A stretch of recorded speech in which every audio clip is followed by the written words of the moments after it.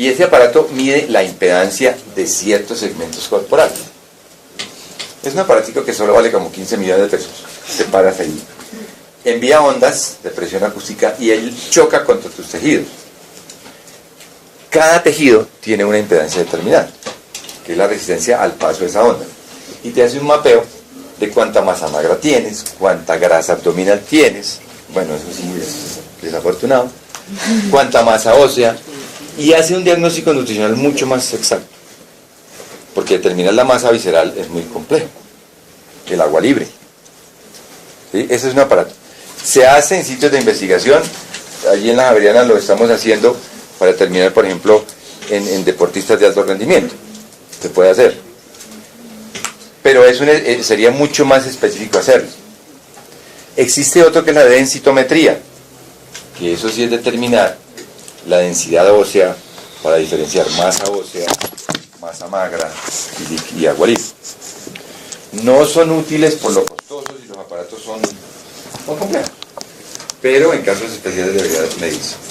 Hay otras cosas más sencillas que ustedes pueden hacer. Por ejemplo, la correlación que existe entre perímetro abdominal y talla. Si ustedes hacen la correlación entre el perímetro abdominal y la talla, si la correlación es de más del 0,5%, de 0,5, no 0,5%, de 0,5%, hay riesgo de enfermedad cardiovascular importante. Además es un indicio de obesidad. Un indicador importante de un tipo de obesidad es la circunferencia abdominal. En este momento muchos retienen y dicen, no, yo no tengo. Otro parámetro de nutrición es determinar el diámetro bicipital. El diámetro bicipital es muy sencillo. Se determina el acromion, ahí donde ponemos la vacuna del BCG, y el olecran. Se determina el punto medio, y en ese punto medio, con el brazo en extensión, la mano en supinación, relajado, determinamos el perímetro. ¿Sí? Normalmente esa relación de esto con el perímetro craneano debe ser mayor a 0,3. Y eso es un indicador de que el niño no está en riesgo de desnutrición, no está desnutrido. Si el índice baja por debajo de 0,25, entre esto y esto, estamos indicando un riesgo de desnutrición importante. Hay otros parámetros antropométricos muy importantes y sencillos, que son la determinación de la grasa subcutánea. ¿Sí? El pliegue bicipital, el pliegue tricipital, esa medición de esos pliegues nos determina la grasa libre que hay en el organismo. Entonces fíjense que aquí podríamos hacer, y de hecho es un curso que dura una semana, de parámetros antropométricos. Hay tantos que ¿qué indica todo eso? Que ninguno es bueno. O sea, no hay ningún parámetro antropométrico que sea absolutamente sensible.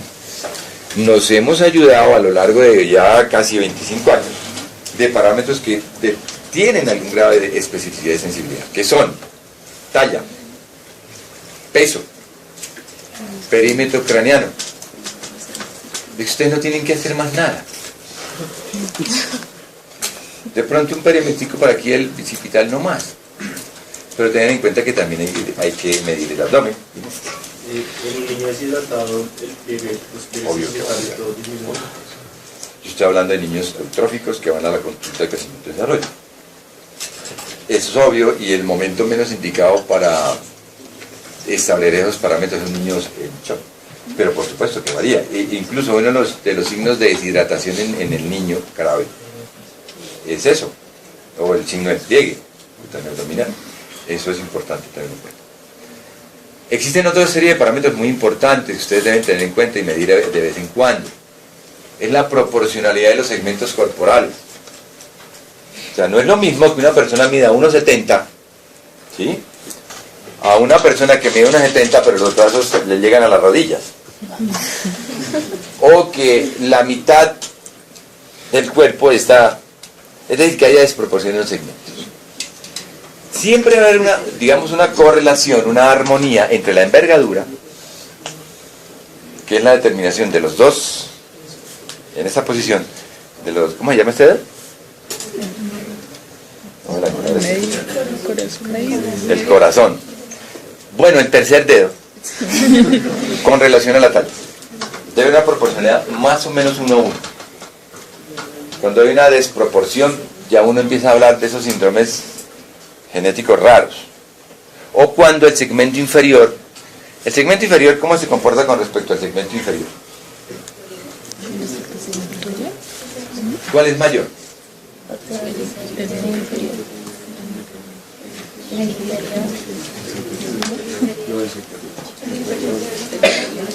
Tiene el 50% de chance de vida. El inferior es un poquito más grande. Pero la correlación está por cerca al 0,5, 0,48. Siempre va a haber una correlación. ¿Para qué nos sirve toda esa serie de cosas? Por ejemplo, ustedes evalúen en síndromes de esos de baja talla de origen genético raros. Y ustedes se sacan los ojos midiendo talla y tal, miden segmentos. Y cuando vean desproporciones en los segmentos dirán, esto no es una baja talla normal, sino que puede corresponder a un síndrome disgenético importante. Y para cada uno habrá, voy a decirles, el Prader-Willi tiene una connotación distinta. Es el argot Ehlers-Danlos, que son larguísimos, el segmento superior es más chiquito. En fin, eso es para que ustedes tengan en cuenta que la normalidad más o menos es esa. Uno espera ver un humano normal en esas condiciones. Fíjense de qué manera el cráneo de un niño va variando a lo largo la proporción del tamaño del cráneo de un niño va variando a lo largo de la vida. Un niño a término, ¿qué proporción de la talla es su cabeza? 2/3. A término. Si es muy prematuro, casi que feto, será hasta una cuarta parte, llegará a ser 1/3 y aproximadamente 1/4 de toda la talla hacia el cráneo. Y después va disminuyendo, y la proporción del cráneo tuyo al resto de tu cuerpo, ¿cuánto es? ¿Cuánto mides? 1,73. Eso dice la cédula, ¿no? 1,70, pongamos. ¿Qué proporción de tu cráneo corresponde a la talla tuya? No te saques un ojo, esa es la octava parte. Va disminuyendo proporcionalmente. Entonces fíjense que a lo largo de la edad también la proporción de los segmentos va variando mucho. Okay. ¿Para qué sirve la valoración antropométrica? Es para valorar si el niño crece normalmente, si tiene problema de crecimiento o si presenta una tendencia que pueda llevarle a un problema que después sea grave. ¿Para qué me sirve una tabla? Mira, una tabla a mí no me sirve para hacer un diagnóstico. Y ese es el error que cometemos la mayoría de veces, que llevan el chino por primera vez, lo conozco, Usnavi Rodríguez, y veo el nombre y lo veo en la talla y dice menos 2 detecciones estándar de peso para talla, y le digo a la mamá, tiene desnutrición. No es así. Las tablas dan una tendencia. Las tablas hacen un diagnóstico a través de 2 o 3 mediciones en el tiempo. No cometamos el error de decirle a la mamá porque tiene peso bajito para la edad que ya está desnutrido, cuando es constitucionalmente así a lo largo del tiempo. Es decir, esto nos sirve para determinar tendencias, no para hacer diagnósticos. Y por tanto, por tener una tendencia para tomar medidas, para prevenir una enfermedad. Entonces, si lo hacemos bien, si nos entrenamos, las mediciones antropométricas son muy confiables para observar siempre las variaciones en el estado nutricional. Es la primera herramienta, la más valiosa, la más sencilla, la más barata y a veces la más subestimada. Ahorita quiero ver cómo es que medimos talla, cómo lo hacemos en el consultorio. Mejor hagámoslo ya. Quiero pedirte un favor. Ven acá. No tenemos las herramientas, pero es una... ¿Cómo es tu nombre? Verón. ¿Y tu nombre? Yurley. Ven acá. Yurley, hazme un favor. Tómale la talla a Verón. Pues es la primera vez que el médico es más chiquito que el paciente. En pediatría no se ve, pero bueno. No, se ve. Entonces, ¿cómo lo haces? ¿Dónde lo haces? Supongamos que está la tabla y que es un plano derecho, no inclinado. Ok, entonces, ¿qué haces? ¿Tú eres la doctora? Yo no tengo nada por ahí. Eso.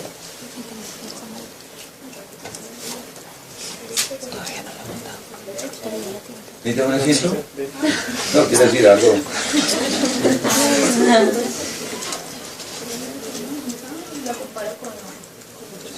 Ok, primero. Por supuesto que no vamos a ir a Verónica que me quite la ropa, pero en pediatría... ropa interior si es un adolescente. Segundo, sin zapatos. ¿Cierto?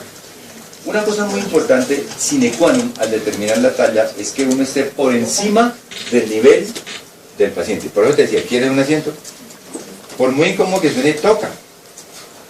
Porque si tú haces esto, hay un nivel, lo que se llama el bisel, siempre va a estar por encima o muy equivocado. Entonces siempre estar por encima del plano del paciente. Tercero, hay una cosa que se llama el plano de Frankfurt, que es un plano imaginario que estableces como si estuviera perpendicular 90 grados al plano de la cara, como si la frente y el mentón formaran una línea recta con respecto al plano del cuerpo. Y de ahí giras una línea, mandas una línea perpendicular. Es el plano de Frankfurt. Y ahí debe estar la cara. Una vez que tienes la cara en esa posición, debes siempre... ¿Me permites, por favor? No es que me lo lleves, permíteme. ¿Lo puedo cerrar? Debes establecer un método que puede ser una escuadra, que puede ser, bueno, no tan costoso, cualquier cosa que me sirva para proyectar el segmento corporal, en este caso la cabeza, contra un plano perpendicular de atrás. Pues no buscamos el sitio más indicado porque es lo más cercano. Y proyectamos eso hasta donde toque con el plano de la pared que vamos a medir. ¿Sí? Porque si vas con un esfero, fíjate lo que hiciste, lo mandaste de atrás. Entonces siempre, vamos a hacer el ejemplo al revés. ¿Sí? Voy a medir. No, tú la vas a medir. Ese te atrás, tranquila. Entonces siempre proyecto eso hacia el plano posterior. Y ahí determino el plano a medir. ¿Cierto? Eso se aplica para personas o para niños que son mayores de 2 años. La talla horizontal. Otra indicación, los pies juntos, las rodillas en extensión. Porque ustedes se van a dar cuenta de los mañosos que son los chinos, los ponen uno y empiezan. Sí, bueno, los chinos son así. Siempre pedir que la mamá sostenga los pies y la extensión de las rodillas. El mentón en esa posición. Y siempre proyectar hacia atrás el instrumento que vamos a medir. Mi consejo es con una escuadra, un libro, lo que sea. ¿Te agradezco? Ahora, la talla en niños grandes debe tener siempre una sensibilidad de, vamos a suponer, le dicen, yo mido 1,72. A alguien dice eso. La talla debe tener siempre una exactitud de 1 gramo. Me refiero, no caigan 1,70 y un poquito. La sensibilidad va hasta 1. 1,71, tampoco decir 1,71.3, tampoco.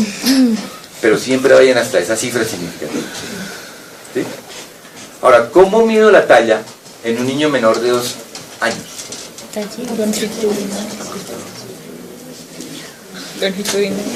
Claro, lo medimos acostado, pero siempre con la misma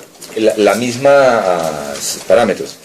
Que el plano de proyección de la cabeza y el mentón sea de 90 grados a donde vamos a medir.